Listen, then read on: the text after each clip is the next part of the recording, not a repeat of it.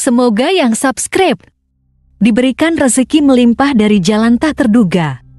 Dan yang like komen, dimudahkan jalannya menuju surga di hari akhir nanti. Siapa yang tak mendengar nama Qorun? Qorun adalah seorang sosok kaya raya di zaman Nabi Musa, tapi namanya melegenda hingga sekarang. Kisahnya diabadikan dalam Al-Quran, bahkan menjadi peribahasa atau ungkapan di masyarakat guna menggambarkan seseorang yang mirip dengan tabiatnya atau menisbatkan harta yang ditemukan terpendam dalam tanah sebagai harta Qorun. Qorun adalah miliarder kaya raya yang hidup sejaman dengan Nabi Musa. Saking kaya rayanya, Qorun setiap kali keluar dari rumahnya, ia didampingi dengan 300 pelayan laki-laki dan 300 pelayan perempuan. Qorun juga dikawal oleh 4.000 pengawal yang diiringi 4.000 binatang ternak, ditambah 60 ekor unta yang khusus membawa kunci-kunci guna penyimpanan harta kekayaannya itu. Itu dilakukan semata-mata sebagai bentuk kesombongan bahwa dialah manusia paling kaya, paling terhormat, dan memiliki pengikut setia. Ia merasa lebih mulia dibandingkan Nabi Musa alaihissalam. Orang-orang tentu saja akan penasaran seberapa banyak harta kekayaan Qorun jika pengawal dan pembawa kunci gudang kekayaannya sebanyak itu. Lalu berapakah harta yang dimiliki Qorun yang disimpan dalam gudang-gudangnya tersebut? Sebelum saya melanjutkan, dimohon untuk menonton video ini sampai selesai supaya tidak ada kesalahpahaman dalam memahami isi cerita, serta mohon bantu channel ini semakin berkembang dengan cara tekan subscribe dan silahkan tinggalkan like serta komen positifnya. Semoga dukungan pemirsa Risalah Kehidupan bernilai pahala dan menjadi wasilah dimudahkannya segala urusan pemirsa sekalian. Pemirsa Risalah Kehidupan, di zaman sekarang banyak orang yang mengistilahkan rezeki yang tak terduga dengan istilah harta Qorun. Lalu dari manakah sumber harta kekayaan Qorun yang sangat luar biasa itu? Serta di manakah Qorun dan hartanya ditenggelamkan? Siapakah Qorun dan bagaimana kisahnya dengan Nabi Musa? Qorun merupakan kaum Nabi Musa alaihissalam. Disebutkan oleh Ibnu Jurayj, nama lengkap Qorun adalah Qorun ibnu Yashar, ibnu Qahis, ibnu Lawi, ibnu Yakub. Ia merupakan putra paman atau sepupu Nabi Musa alaihissalam. Pasalnya, Nabi Musa alaihissalam sendiri adalah putra Imron, sedangkan Imron adalah putra Qahis. Dengan kata lain, Qorun masih satu kakek dengan Nabi Musa alaihissalam, yakni kakek Qahis. Ia adalah umat Nabi Musa yang taat. Tidak hanya memiliki banyak harta, Qorun juga termasuk orang yang cerdas dan berilmu. Ia menguasai ilmu duniawi dan ilmu ukhrawi, dan tercatat bahwa Qorun adalah ahli di bidang kimia. Dirinya tercatat sebagai ahli kitab Taurat setelah Nabi Musa. Kepandaian Qorun dalam ilmu agama membuat dirinya sering disebut dengan ilmu nawir atau orang yang memberi cahaya dan penerangan. Suaranya terkenal merdu dalam membaca kitab Taurat. Selain itu, Qorun juga lihai dalam berbisnis. Ia mengetahui trik investasi yang menguntungkan serta jalur perdagangan internasional yang strategis di zamannya. Kekayaan Qorun begitu banyak sebagaimana tercatat dalam surat Al-Qasas ayat 76. Sesungguhnya Qorun termasuk kaum Musa, tetapi dia berlaku aniaya terhadap mereka. Kami telah menganugerahkan kepadanya pembendaharaan harta yang kunci-kuncinya sungguh berat dipikul oleh sejumlah orang-orang yang kuat. Dalam riwayat Khaisamah disebutkan, untuk mengangkut kunci gudang kekayaan Qorun dibutuhkan 60 bigol atau sejenis kuda kecil. Ukuran kuncinya sebesar jari, bahannya terbuat dari kulit dan setiap kunci digunakan untuk satu gudang. Maka keluarlah Qorun kepada kaumnya dalam kemegahannya. Para ulama tafsir menjelaskan, Korun keluar dengan baju mewah diiringi dengan 300 gadis berbaju merah dan 4.000 kendaraan kuda. Tak heran iring-iringan Korun itu mengundang decak kagum mereka yang gandrung terhadap harta kekayaan. Sebagaimana yang terekam dalam Al-Quran, moga-moga kiranya kita mempunyai seperti apa yang telah diberikan kepada Korun. Sesungguhnya ia benar-benar mempunyai keberuntungan yang besar. Quran Surat Al-Qasas ayat 79.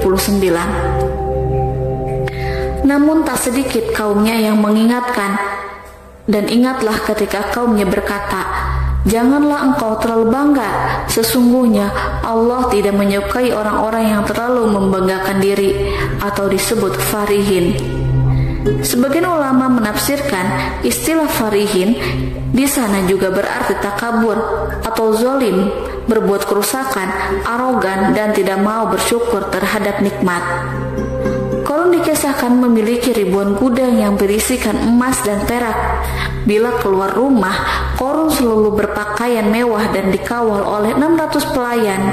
Ia diiringi 4.000 ekor kuda dan 60 ekor unta yang membawa kunci-kunci gudang kekayaannya.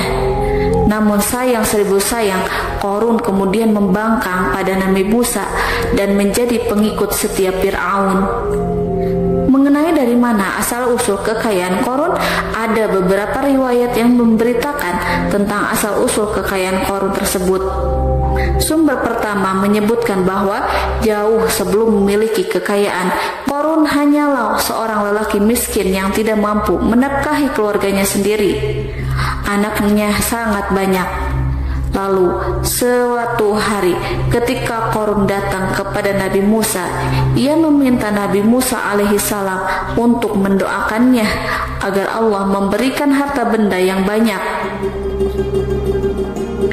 Korun juga meminta Nabi Musa mengajarinya ilmu kimia dan ilmu-ilmu kehidupan lainnya. Korun dikenal sebagai orang yang soleh dan mengikuti ajaran Ibrahim dengan baik, sehingga tanpa pikir panjang Nabi Musa alaihissalam menyetujui permintaannya. Allah Subhanahu wa Ta'ala mengabulkan doa Nabi Musa. Korun diberikan kecerdasan luar biasa dan menguasai ilmu yang telah diajarkan kepadanya. Korun menguasai teori dan praktik pembuatan emas permata dan beragam perhiasan mewah lainnya. Ia juga pakar dalam ilmu arsitektur, rancangan bangunan, penataan kota, dan lain sebagainya. Tidak lama setelah itu, hidupnya berubah. Korun pun hidup dengan bergelimbang harta. Ribuan gudang yang dimilikinya penuh dengan emas dan perak. Namun sayangnya, keberuntungan yang didapatkannya membuatnya gelap mata. Korun mulai hidup dengan penuh pamer, keangkuhan, dan penuh kesombongan. Kekayaan yang telah diberikan oleh Allah Subhanahu wa Ta'ala membuatnya lupa dengan Sang Maha Pemberi. Korun merasa lebih terhormat dan mulia dibandingkan Nabi Musa. Ia pun akhirnya membelot dan durhaka pada Nabi Musa. Ia mengingkari janji-janjinya dahulu dan beralih menjadi pengikut Fir'aun yang setia. Loyalitas Korun terhadap Fir'aun membuatnya diangkat menjadi kepala mandor yang membawahi ribuan pekerja. Dikisahkan bahwa Korun bersikap semena-mena terhadap para pekerja. Ia tega memotong upah mereka. Ia melakukan korupsi demi membangun istana dan kemegahannya sendiri, dan untuk membangun gudang-gudang penyimpanan harta yang telah ia kumpulkan jauh-jauh hari. Ketika datang perintah zakat, Nabi Musa alaihissalam pergi menemui Korun dan memerintahkannya mengeluarkan zakat sebesar 1 dinar dari setiap 1000 dinar, 1 dirham dari setiap 1000 dirham, 1 kambing dari setiap 1000 kambing, dan seterusnya. Setelah Korun menghitung seluruh hartanya, ternyata jumlah zakatnya sangat besar. Kekikirannya pun mulai menghalangi hatinya untuk mengeluarkan zakat. Qarun enggan membayar zakat ketika Nabi Musa alaihissalam menagih zakat yang diperintahkan oleh Allah untuk ditunaikannya. Ketika Qarun diminta zakat, ia langsung marah dan tidak memberikan sedikit pun kekayaannya. Dia berpikir bahwa harta kekayaan yang dimilikinya didapat dari hasil kerja dan usahanya sendiri, dan tidak ada kaitannya dengan siapapun, termasuk Allah Subhanahu wa Ta'ala. Janji Qarun untuk lebih taat beribadah dan membantu sesama jika diberi kekayaan oleh Allah dilupakannya. Dia mempergunakan kekayaannya tersebut dalam kesesatan, kezaliman, dan permusuhan, sehingga membuatnya menjadi sombong dan terlena. Orang-orang beriman pada masa itu sering menasehati Qarun untuk bersyukur atas nikmat yang Allah berikan kepadanya, tetapi dia tidak mengindahkan nasihat tersebut. Dari sikapnya tersebut sudah jelas bahwa Qarun tidak membutuhkan nasihat kebenaran, bahkan merasa tidak takut dengan ancaman Allah, sebab Qarun merasa sudah memiliki segalanya. Qarun merasa dirinya hebat dan pintar serta punya banyak pengikut setia, punya banyak pengawal dan merasa aman karena dekat dengan Raja Fir'aun. Qarun berkata, "Sesungguhnya aku mendapatkan harta ini karena ilmu yang ada padaku." Qarun sangat sombong. Ia merasa hartanya didapatkannya sendiri tanpa campur tangan dan kehendak Zat yang Maha Kaya, yakni Allah Subhanahu wa Ta'ala. Apakah Qarun lupa ataukah ia tidak tahu bahwa Allah telah membinasakan orang-orang sombong sebelumnya, yang bahkan lebih kuat darinya, yang lebih kaya darinya, yang lebih banyak pengawalannya, lebih kokoh dan tak terkalahkan dibanding dirinya? Karena terdorong sifat kikir dan angkuh, maka Qarun membuat rencana untuk melakukan tipu daya agar dia terlepas dari kewajiban membayar zakat. Dia ingin menjatuhkan nama baik dan citra baik Nabi Musa alaihissalam. Kemudian dia mengumpulkan tokoh-tokoh konglomerat Bani Israel. Ia berkata kepada mereka, "Wahai saudara-saudaraku, terhadap apa yang diperintahkan Musa untuk membayar zakat, apakah kalian akan mematuhinya? Sekarang dia hendak mengambil harta yang ada di tangan kalian, maka pikirkanlah suatu cara untuk menghindari perintahnya." Para pembesar-pembesar yang dipanggil kemudian menjawab, "Wahai paduka Qarun, engkau lebih besar daripada kami. Kami akan melakukan apapun yang kau inginkan."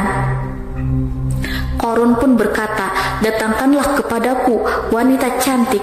Aku akan memberinya hadiah besar jika ia berhasil menggoda dan memfitnah Nabi Musa." Ketika wanita cantik yang diinginkan datang, Qarun memberikan kepadanya uang muka sebagai jaminan. Ia akan membayarkan seluruh yang dijanjikan ketika berhasil menjalankan misinya. Bukan hanya itu, Qarun pun berjanji akan menjadikan wanita ini sebagai istrinya. Dan keesokan harinya, Qarun mengumpulkan Bani Israel. Setelah itu, Qarun menghadap kepada Nabi Musa seraya berkata, "Orang-orang menanti kedatangan Anda, sampaikanlah saran dan nasihat kepada mereka." Nabi Musa kemudian keluar dari rumahnya. Ia mulai menyampaikan nasihat pada umatnya. Di antara nasihatnya, beliau berkata, "Barang siapa yang mencuri, aku akan memotong tangannya. Barang siapa yang memfitnah, aku akan mencambuknya sebanyak 70 kali. Barang siapa yang tidak mempunyai istri dan dia berbuat zina, maka aku akan mencambuknya sebanyak 70 kali. Adapun barang siapa yang memiliki istri dan dia berbuat zina, aku akan rajam dia sampai mati." Qarun kemudian berkata, "Apakah ini juga berlaku untuk Anda jika Anda sendiri yang berbuat zina? Apakah Anda akan menerima hukumannya?" Kemudian Nabi Musa menjawab, "Ya, meskipun saya sendiri yang melakukannya." Maka kemudian Qarun memanggil wanita yang telah dibayarnya. Wanita itu berdiri di depan Nabi Musa dan Bani Israel yang telah berkumpul. Dia mengaku sedang hamil karena telah berhubungan badan dengan Nabi Musa. Maka marahlah Nabi Musa atas fitnah kejam yang diarahkan kepadanya. Kemudian Nabi Musa melakukan sholat 2 rakaat, lalu mendatangi wanita itu dan menyumpahnya agar mengatakan siapa yang menyuruhnya. Wanita itu menjadi ketakutan. Ia gemetar di depan Nabi Musa dan dia mengaku bahwa yang menyuruhnya adalah Qarun. Lalu wanita itu bertaubat dan meminta maaf kepada Nabi Musa. Seketika Nabi Musa bersujud seraya berdoa kepada Allah untuk menimpakan azab kepada Qarun. Allah memberi wahyu kepada Nabi Musa bahwa bumi telah dijadikan tunduk kepada perintah Nabi Musa. Kemudian Nabi Musa berkata kepada bumi, "Wahai bumi, telanlah Qarun beserta kekayaannya, habiskanlah semua." Kala itu Allah menurunkan wahyu kepada Nabi Musa alaihissalam untuk memerintah bumi apapun yang diinginkannya. Begitu Nabi Musa alaihissalam datang dengan wajah sangat marah, barulah Qarun merajuk, "Wahai Musa, sayangilah aku." Sementara Nabi Musa alaihissalam tak bergeming. Beliau lantas berkata pada bumi, "Wahai bumi, ambillah mereka." Seketika rumah Qarun mulai bergetar. Qarun dan antek-anteknya mulai dibenamkan hingga bagian lututnya. Rumahnya ikut turun sedalam lutut. Qarun kembali merajuk, "Sayangilah aku Musa." Rumahnya kembali berguncang. Kini Qarun dan kawan-kawannya kembali terbenam hingga bagian pusar. Demikian pula rumahnya. Qarun terus merajuk, "Wahai Musa, sayangilah aku." Sementara Nabi Musa alaihissalam kembali meminta bumi, "Wahai bumi, ambillah mereka." Rumah Qarun berguncang lagi, sementara Qarun dan kawan-kawannya terus terbenam hingga bagian tenggorokannya. Demikian pula rumahnya. Qarun lagi-lagi menjerit, "Wahai Musa, sayangilah aku." Namun Nabi Musa alaihissalam tak bergeming.